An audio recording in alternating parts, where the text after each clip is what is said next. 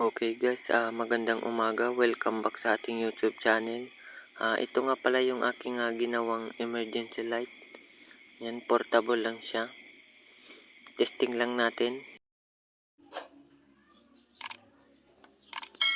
Ang lakas. Portable lang nga pala siya guys, napakahandi. Pwede nyo siyang dalhin kung saan saan. Yan, at dapat nga meron nga tayo nito sa ating kada tahanan para kapag in case na magka-brown out, meron tayong magagamit. At ito naman nga pala yung kanyang charging input, naka-type C na yan. At ito yung kanyang switch para sa ating on-off. I-testing lang natin siya guys, i-charge. Yan. Meron nga pala ako dito nga outlet. Diyan natin isasaksak yung ating yung charger, yung adapter at yung kanyang type C connector.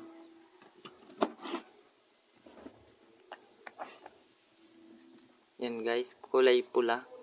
Nagcha-charge pa siya guys. Yan.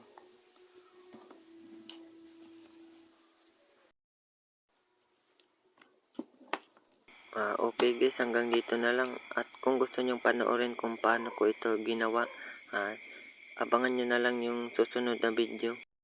At ituturo ko sa inyo kung paano ko ito ginawa.